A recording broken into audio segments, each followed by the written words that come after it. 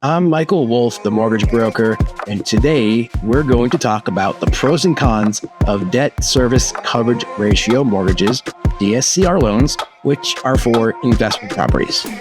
Before I begin, if you get value from this and other videos that I put together for you, please like this video, subscribe to my channel, and just make sure you set the alerts for on, I guess it is, so you can be alerted when I put out some new content.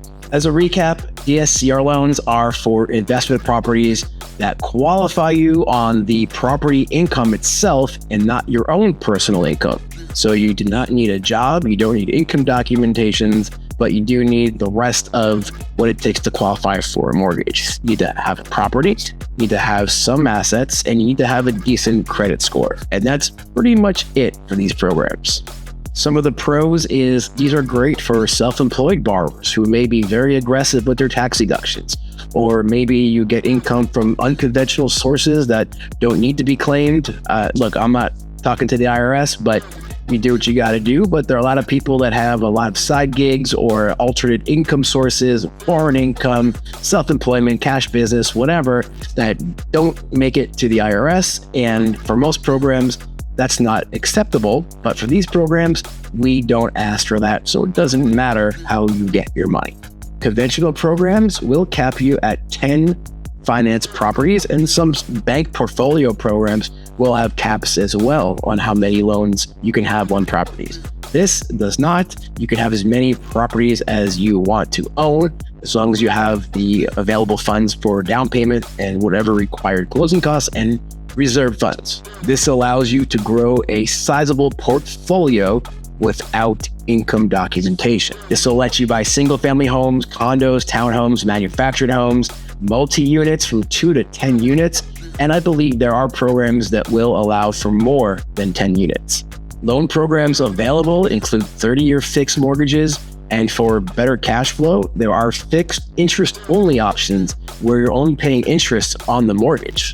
Some of these programs will allow you to use short-term rental income to qualify, which in some areas can be very beneficial, and you can close in the name of an LLC. In fact, some programs require you to close in a business entity.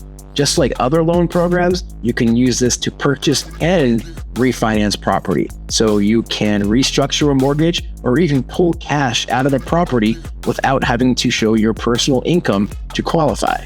All in all, these programs are streamlined due to their reduced documentation, so often they can close fairly quickly.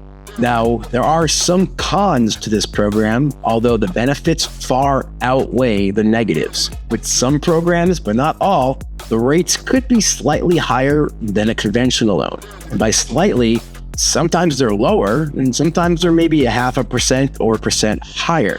To improve pricing or lower the cost for these programs, you can opt to add a prepayment penalty on these loans, which means you pay a little bit of a penalty fee to the lender if you pay it off, whether refinancing or selling within a specified time period. There's 1 year available and up to 5 years, and there's different kinds of prepayment penalties, so they're really not that scary. These loans can also cost a little bit more than a conventional loan, but because the market is always in flux, it's not always the case, but sometimes it is a little bit more expensive, especially if you're highly leveraging the property, meaning not a lot of equity in the property, or maybe your credit scores aren't that great, then you can pay a little bit of a premium for that, but that's kind of expected. Another con to this program is it does rely on the cash flow of the property, which is not anything that you can change or have control over. A lot of times it's up to the appraiser's assessment of the market rents or the property, although it shouldn't be a surprise to you what the market rents are, because you should have done your due diligence before getting under contract for a home that needs this program. And lastly, if you have low credit score, not a lot of cash, and the property doesn't cash flow, then you really don't have a DSCR option. So I don't know if that's really a con, but there are definitely limitations to what you can do with these programs. But if you are qualified, property qualifies, these are a breeze to get through. In general, these programs are highly flexible and very investor friendly. They will allow you to scale up your real estate investment portfolio rather quickly, not having to wait for more income or having to wait to pay off debt or other things to qualify. Now, these aren't for everyone. If you have low capital, low credit score, not really for you right now, but if you want to reach out, we can review your credit situation to see how you can improve it in a relatively short time period so that you can qualify for this or maybe even a primary residence. Below in the description, you'll see links to schedule time with me in my calendar. Be more than happy to set aside time to help anyone with their questions involving real estate. Again, like, comment, subscribe, share with your friends, bookmark it, whatever you do, comment below. Greatly appreciate it.